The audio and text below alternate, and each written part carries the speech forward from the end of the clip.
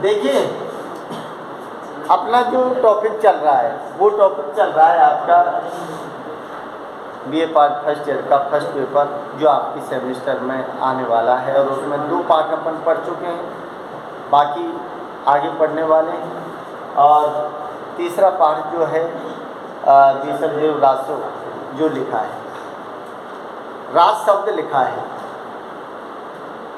अब रास ये क्या है? जैसे मैंने आदिकाल में आपको बताया था कि आदिकाल में भी विभिन्न धाराओं का विकास हुआ था, जिसमें क्या थी? नाथ साहित्य था, बौद्ध साहित्य था, जैन साहित्य था, समझ रहे हो आप? और इसके बाद में ये रासो साहित्य भी था, और उसके बाद में लौकिक साहित्य था। तो ये सारी आदिकाल, क्योंकि इस बुक का नाम भी आदिकाल और भक्तिकाल है, तो स्वाभाविक बात है कि आदिकाल की आपके 3 कवि हैं। पहला पार्ट ढोला मारूरा दुआ था, दूसरा पार्ट विद्यापति, तो सारे के सारे। और ये आदिकाल का है, नरपति नाथ, जिन्होंने बीसलदेव लिखा है। बीसलदेव जैसे मैंने इसके विषय में आपको पूरी कहानी से रू से रहने तक बता दी है, कौन बीसलदेव है, कौन राजमती है, किस राजा की वो पुत्री है, ये कहाँ का राजा है, सब कुछ कहानी मैंने आपको बता दी है। और बीसलदेव जैसा रासो, क्योंकि रासो ज़्यादातर जो साहित्य के पीछे लिखा है ना, वो सारे के सारे क्या है? लड़ाई और युद्धों का सजीव चित्रण रासो में। लेकिन इसमें इस बीसलदेव रासो में कोई इस तरह की बात नहीं। ये लड़ाई काव्य नहीं है, युद्धों का चित्रण नहीं है, ये क्या है? प्रेम आख्यान काव्य है। जो मैंने आपको बताया था कि ये प्रेम आख्यान काव्य है, जिसमें कौन है? बीसलदेव, जो कि कौन है? अजमेर का शासक है, चौहान वंशीय, और भूज राज जो है, जो धार नगरी के रहने वाले हैं, उनकी सुपुत्री है जिसका नाम राजमती है। बस उनकी सगाई और उनके विवाह को लेकर इसमें चर्चा की गई है। और जब राजमती को छोड़कर उड़ीसा चला जाता है बीसलदेव, तो वो 12 वर्ष का जो वियोग समय बीता है राजमती का, उन सब चीज़ों को उन्होंने संदेश के माध्यम से, संदेशवाहक के माध्यम से अपने पति प्रियतम को जो संदेश भेजे हैं ना, उन सब चीज़ों को इसमें वर्णन किया गया। अब पूरी कथा मैंने आपको बता दी है। तो देखिए, अब जो बात हो रही थी अपनी, तो सबसे पहले इसमें गणेश वंदना की गई। और गणेश वंदना कोई भी मंगलाचारण हो, कोई भी कवि हो, तो प्रत्येक कवि अपने किसी कार्य का निर्विघ्न पूर्वक समाप्त करने के लिए भगवान इष्ट देव के रूप में जिसको भी मानते हैं, तो वो इष्ट देव की स्थापना करते हैं, सारे के सारे। अब यहाँ मैंने जो आपको बताया था कल कि भाई गणेश जी की वंदना की है पहले। दूसरी चीज़ें, अब गणेश जी की वंदना का पद्धति था वो अपना हो गया, उसको दोबारा बताऊँ या समझ आ गया? आ गए? अब देखिए, तीसरा जो पद है इसमें, वो तीसरे पद में क्या दिया है कि जो राजमती है, जो राजा भोज और भानुमति की जो पुत्री है ना, उसकी चाल ढाल, उसकी सुंदरता का वर्णन किया गया था, जिसमें क्या दिया हुआ था। लेकिन बात क्या है कि सुंदर तो थी, लेकिन शादी होने के बाद जब वो आई है अपने प्रियतम के पास, बीसलदेव के पास, तो जब प्रथम मिलन ही हुआ है इनका घर में आने के बाद, जिसमें बीसलदेव को अपने राज पर क्या था? घमंड है इनका, क्योंकि धन दान वैभव विलासता शौर्य पराक्रम सब कुछ अच्छा था बीसलदेव का। इसलिए उसने अपने प्रथम मिलन में ही अपनी वीरता का बखान कर दिया, जो राजमती को अच्छा नहीं लगा। इसीलिए राजमती ने एक शब्द बोल दिया कि महाराज, इतनी बड़ाई आप क्यों कर रहे हो अपने राज्य की? आपसे बड़े तो दुनिया में बहुत हैं। तो एकदम बीसलदेव चौकन्ना हो गया। वो तो सोच रहा था कि पत्नी है मेरी बड़ाई करेगी, लेकिन यहाँ अपोजिट में जवाब मिला और उसने कहा कि महाराज, आपके तो नमक की खान है साबर में, कि जो राजा का, उड़ीसा का राजा है ना, उसके तो हीरे और सोने की खाने हैं। बस यही एक शब्द 12 साल ले लूँगा राजमती को, और राजमती को उसी दिन छोड़ा और सीधा उड़ीसा चला गया। वहाँ काम किया है बीसलदेव ने 12 वर्ष। उसके बाद राजमती ने जो संदेश भेजे हैं वो सारे के सारे विरह वियोग के हैं। तो विरह वियोग के संदेश जो है ना, उन्हीं को इसमें दिखाया है, उसकी सुंदरता के साथ उसका वर्णन किया है। तो देखिए क्या लिखा है, हंस गमनी मृग लोहिणी नारी। हंस गमनी का मतलब है कि हंस जैसी चाल चलने वाली है, क्योंकि हंस सरपट नहीं दौड़ता है, हंस धीरे धीरे मंथर गति से चलता है। जो चाल अच्छी दिखाई है कि हंस गमनी मृग लोहिणी, मृग का मतलब है हिरनी जैसी आंखें हैं, हंस जैसी चाल है, ऐसी नारी है राजमती जो बीसर देव की पत्नी है। क्या लिखा है, शीश समारे दिन गिनी। अरे एक एक दिन गिन रही है।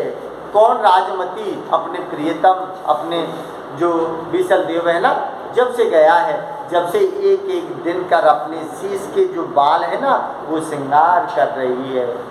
उस दिन का इंतजार कर रही है कि जिस दिन मेरा प्रियतम आएगा। क्या दिया? शीश समारे।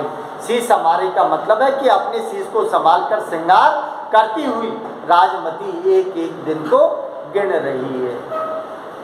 क्या दिया है? तत्सिन ऊंगी 6 राजद्वारी।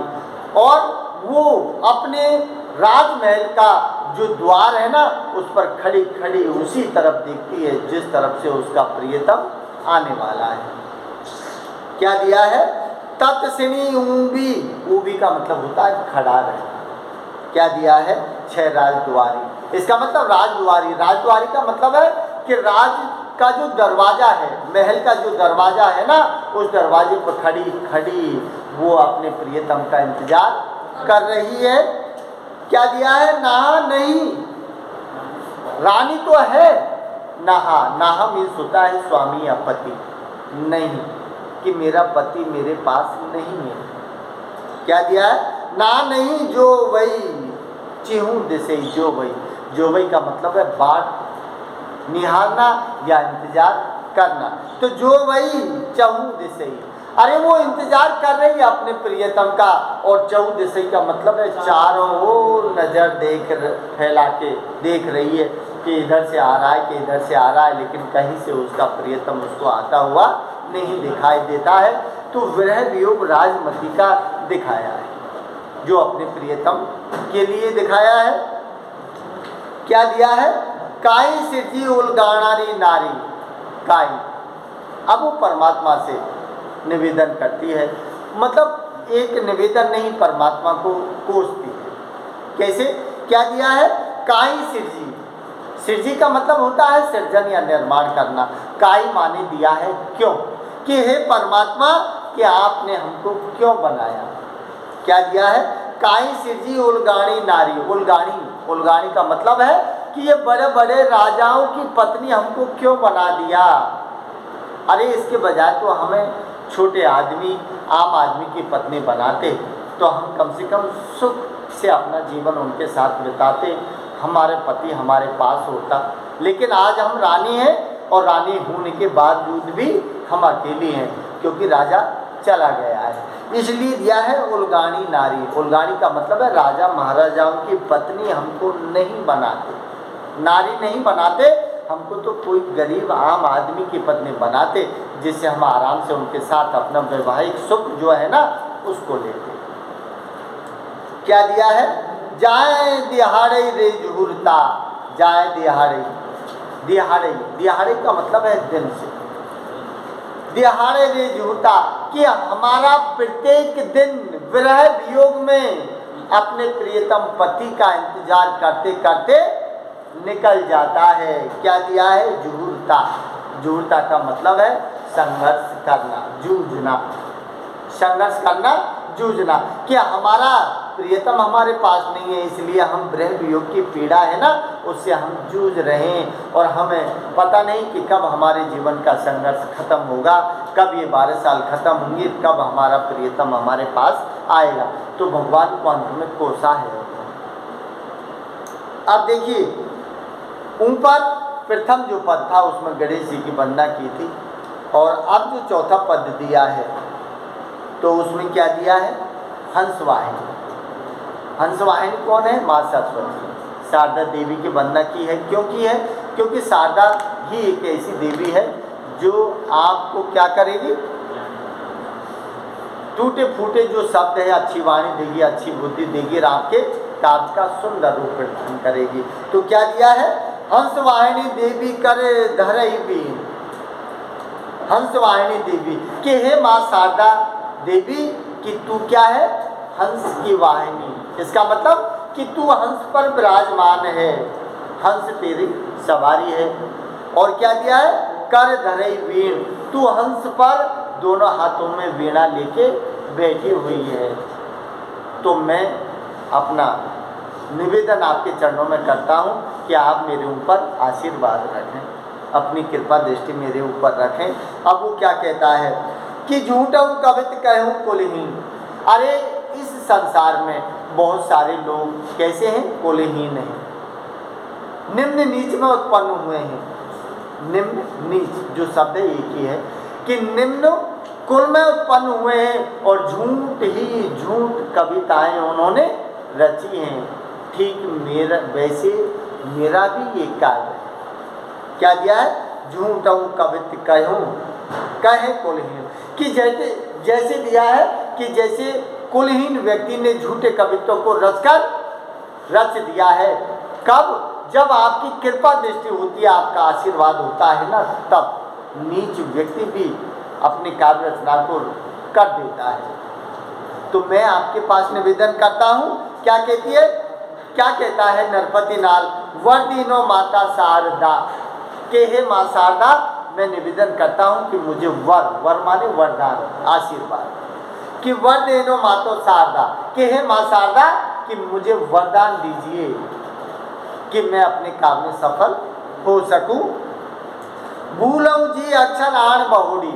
बस एक निवेदन है आपसे कि अगर मैं कोई अक्षर मेरे काव्य को रचते समय, सृजन करते समय अगर कोई अक्षर भूल जाता हूँ, क्या दिया? भूलऊं जी अक्षर आणी बहुड़ी, कि जो मैं अक्षर भूल जाऊं तो इतनी कृपा दृष्टि कर देना कि आणी बहुड़ी, कि दोबारा मुझे उस अक्षर को सद्बुद्धि देकर याद दिला देना, जिससे मेरे काव्य बन जाए और मैं राजा बीसलदेव और राजमती की प्रेम गाथा का जो चित्रण है ना, वो अच्छी तरह से कर सके। क्या दिया है? तय टूटी अक्षर जुड़ई। अरे आपकी जब कृपा होती है ना, तो टूटे हुए अक्षर भी जुड़ जाते हैं। क्या दिया है? तय टूटी अक्षर जुड़ई। अरे तेरी जब कृपा होती है, तेरा जब आशीर्वाद होता है ना, तो टूटे हुए अक्षर भी जुड़ जाते हैं। तो मेरे पास भी टूटे फूटे अक्षर है, मेरे पास भी क्या है कि टूटे फूटे अक्षर है ना, उनको जोड़ने का काम करना, मुझ में इतनी सामर्थ्य और बुद्धि देना। नाल वसाणे वे कर जोड़। नाल वसाणे, नाल का मतलब नरपति नाल। क्या दिया है? कर जोड़ी। कर जोड़ी का मतलब है कि नरपति नाल है ना, वह हाथ जोड़कर माँ सरस्वती के सामने आशीर्वाद मांग रहा है कि मेरे ऊपर कोई गलती हो तो मुझे माफ़ कर देना।